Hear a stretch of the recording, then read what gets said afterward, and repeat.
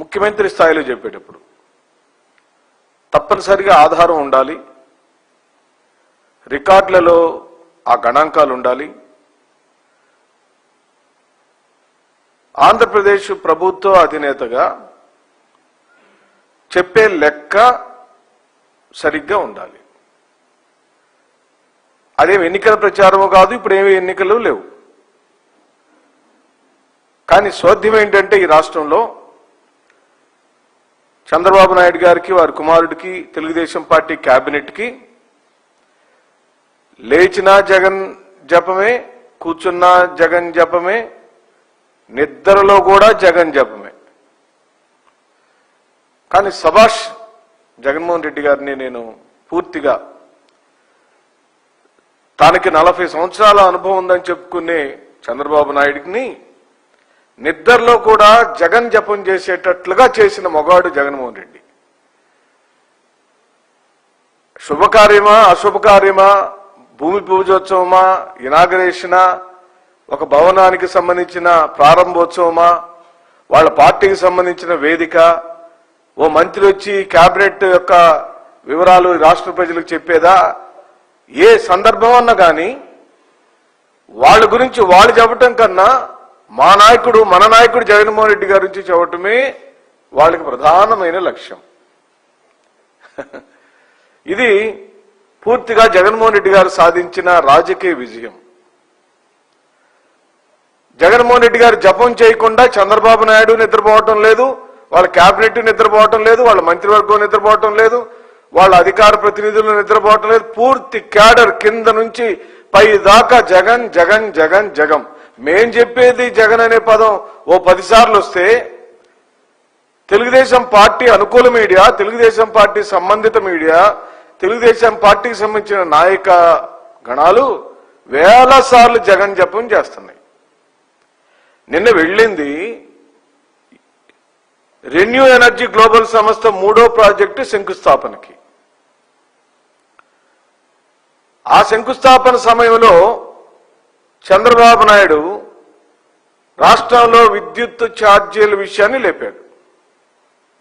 అది అక్కడ సందర్భం.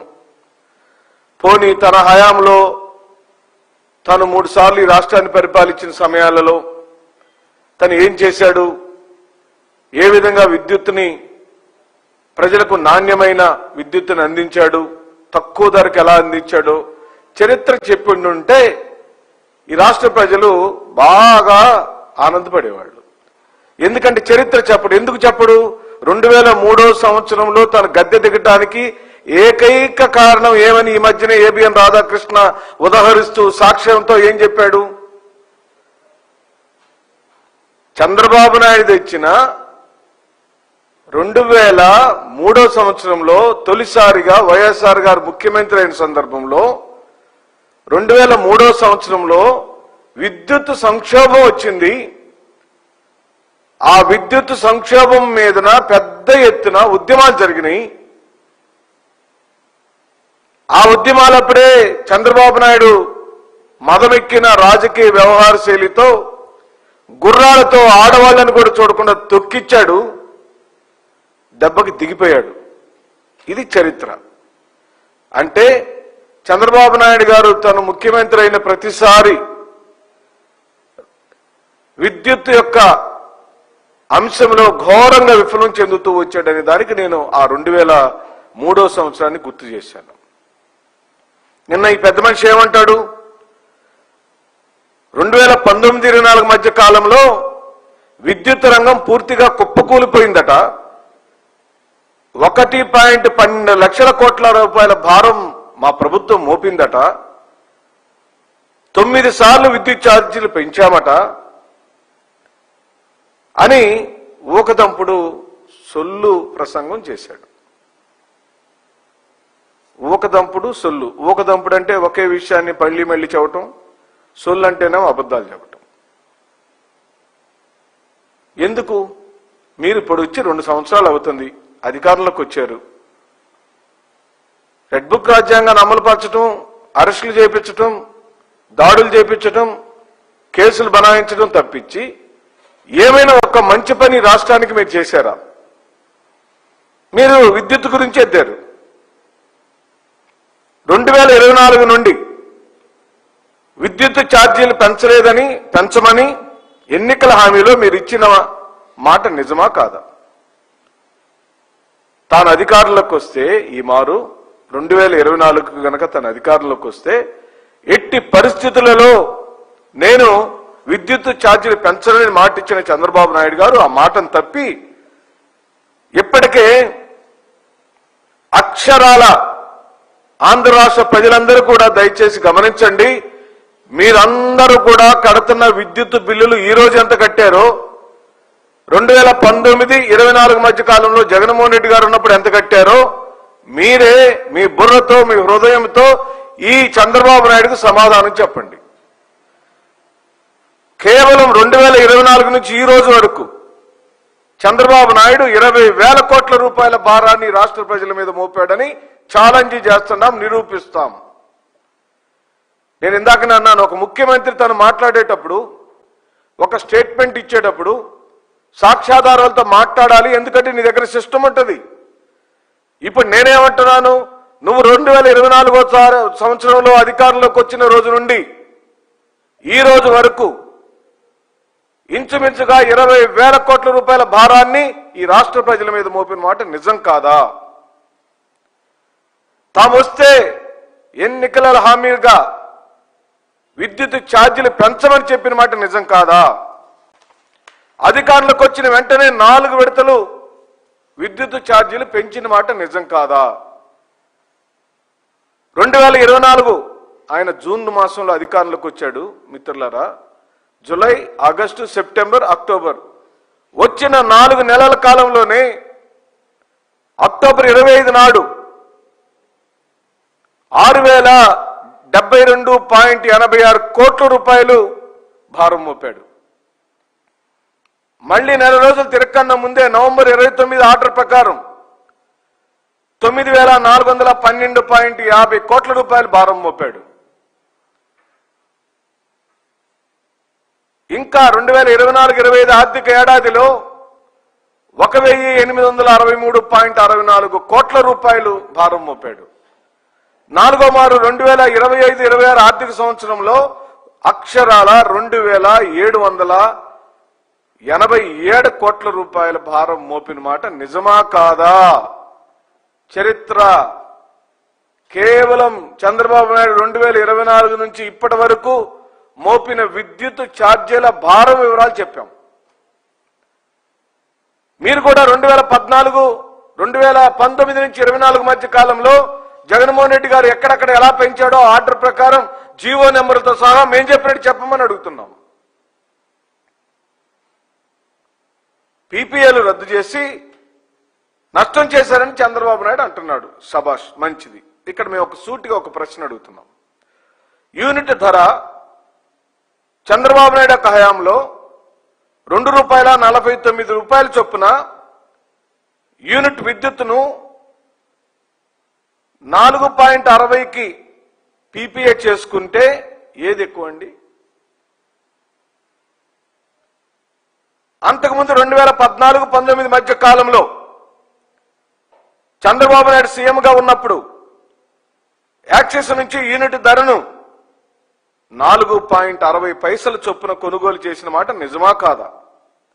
అదే జగన్మోహన్ రెడ్డి గారు సెకీ నుంచి యూనిట్ ధరను ₹2.49 కొనిన మాట నిజమా కాదా? నువ్వు ₹4.60 కొంటే అదే విద్యుత్తుని ₹2.49 కొంటే మాదెక్కడ భారం పడిందయా అని అడుగుతున్నాం. అంటే ఈ ప్రపంచంలో తమ్మిని బిమ్మిని చేసే నైజం, నిజాన్ని అబద్ధంగా చెప్పే నైజం, మాయ మాటలు చెప్పి బ్రతికే నైజం, తాను చెయ్యని పనిని తను చేసినట్టుగా ప్రచారం చేసుకునే నైజం.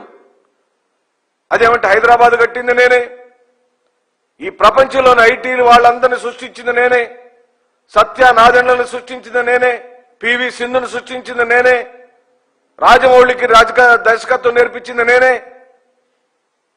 అని ప్రతి గొప్పని తన అకౌంట్లో వేసుకుని ఈ రోజున ఘోర వైఫల్యం చెందుతున్నాడు నారా చంద్రబాబు నాయుడు.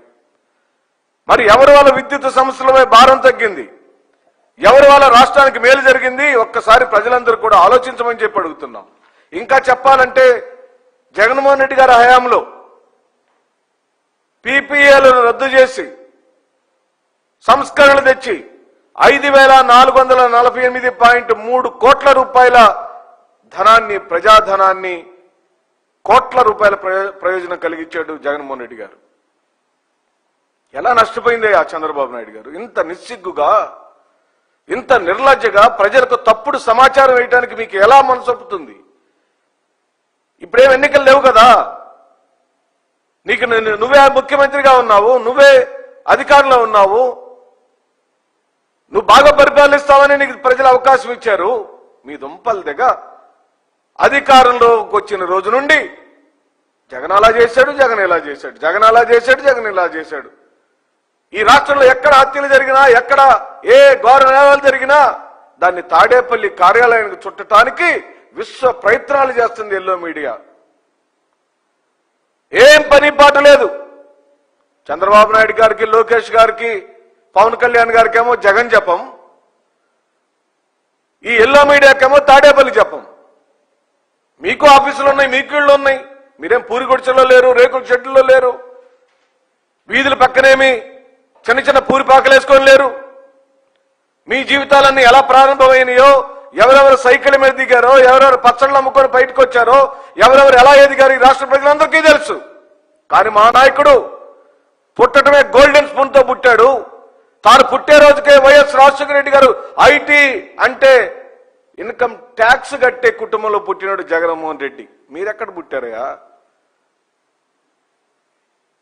మీరు ఎలా ఎదిగారయ్యా? ఇంత ఆర్థిక సామ్రాజ్యాలను, ఒక ఫిలిం సిటీని నిర్మించేంత సామ్రాజ్యాన్ని, హైదరాబాద్ మహానగరంలో పెద్ద పెద్ద స్టూడియోలు కట్టుకునేంత సామ్రాజ్యాన్ని ఎవరిచ్చారు? ఎక్కడి నుంచి వచ్చినాయి? ఎందుకు పత్తిత్తి గురిబెంచ గింజ మాటలు మాట్లాడుతున్నారని సందర్భంగా నేను మాట్లాడుతూ 2024 సంవత్సరంలో ఏపీఆర్సీ అనగా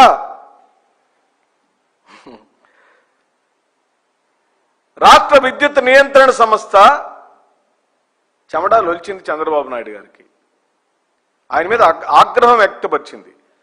fuel and power purchase cost adjustment పేరిట 2024-25 ఆర్థిక సంవత్సర కాలంలో ప్రతి నెల యూనిట్ విద్యుత్తుకు 40 పైసలు చొప్పున మొత్తం 2,787 కోట్ల రూపాయలు వసూలు చేశాడు చంద్రబాబు నాయుడు ఆయన ప్రభుత్వం. ఎందుకు అలా వసూలు చేయాల్సి వచ్చిందని ఆగ్రహం వెలపుచ్చిన ఏపీఆర్సీ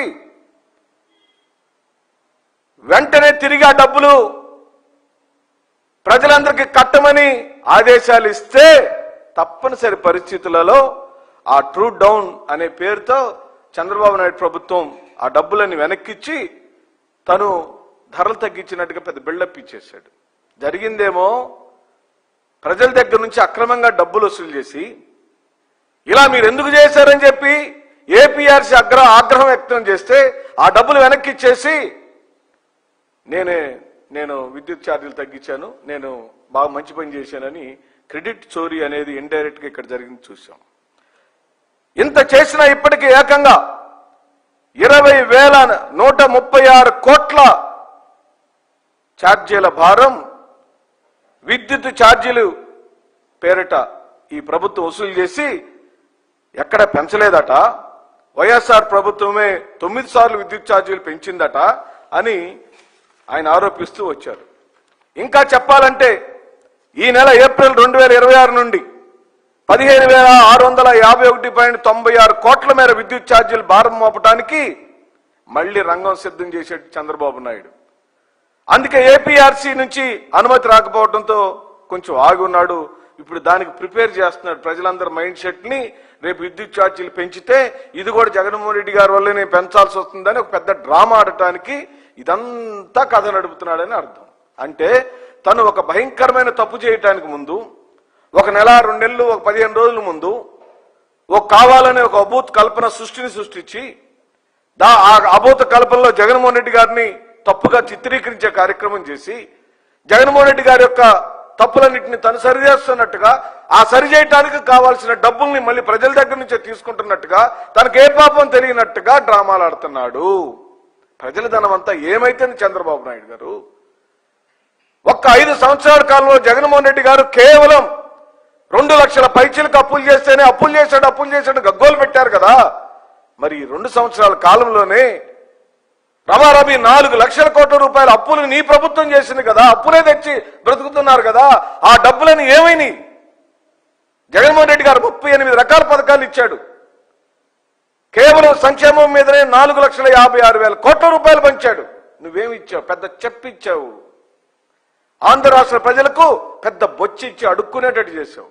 గ్రామాల్లోకి వెళితే ప్రియ మిత్రులారా, సోదరులారా, అది క్రిస్మస్ అయినా, సంక్రాంతి అయినా, లేదా రంజాన్ అయినా, దీపావళి అయినా పేదవాడి దగ్గర కొనుగోలు శక్తి ఉండేది. ఈరోజు నా కొనుగోలు శక్తి పోయి జేబుల్లో డబ్బులు లేక, పంటలు సరిగ్గా పండక, పండిన పంటలకు గిట్టుబాటు ధరలు లేక, సరైన కాలంలో సకాలంలో వర్షాలు పడక అల్లాడిపోతున్న ప్రజలకు ఉసురు కొట్టుకొని పోతారని చెప్పి మనం చేస్తున్నాం. దేవుడు మిమ్మల్ని వదిలిపెట్టే ప్రసక్తి లేదు. ఎందుకంటే ఘోర నేరాలను చేసిన మీ వైఖరి. ఈయన ఇన్ని తప్పులు చేస్తుంటే 2 సంవత్సరాల పాటు ఒక్క మంచి పని కూడా చేయకుండా కాలయాపన చేస్తుంటే కేవలం 2 పత్రికలు, 3 దినపత్రికలు, 6 ఛానళ్లు, 3 పువ్వులు 6 కాయలు, 3 పత్రికలు 6 ఛానళ్లు. ఏంటయ్యా వీళ్ళ పని అంటే చంద్రబాబు నాయుడు గారు లేచారు, చంద్రబాబు నాయుడు లేచాడు, చంద్రబాబు నాయుడు కూర్చున్నాడు, చంద్రబాబు నాయుడు ఈరోజు తలదవలేదు, చంద్రబాబు నాయుడు తలదవ జాకీలేసి లేపి ఆయన్ని అలా అడ్డం పెట్టి మీ సామ్రాజ్యాలు మీరు ఎలా విస్తరించుకుంటున్నారో, చిన్నగా ఉన్న మీ కుటుంబాలు ఎంత పెద్దగా మారిపోయినాయో ఈ రాష్ట్ర ప్రజలందరూ గమనిస్తున్నారని సందర్భంగా నేను మనవి చేస్తూ, ఈ విద్యుత్ ఛార్జీల విషయంలో జగన్మోహన్ రెడ్డి గారిని తప్పు పట్టిన ప్రతిసారి ఆ ఏళ్లన్నీ చంద్రబాబు నాయుడు వైపు చూస్తే, ఎందుకంటే విద్యుత్ ఛార్జీల విషయంలో విలన్ ఎవరు అంటే ఆయన చంద్రబాబు నాయుడు అని ఖచ్చితంగా ఏ రాష్ట్ర ప్రజలకు, చిన్న పిల్లోని, స్కూల్కి వెళ్లే పిల్లోని కూడా అడిగినా చెబుతారని చెప్తూ సెలవు తీసుకుంటున్నాను. నమస్కారం.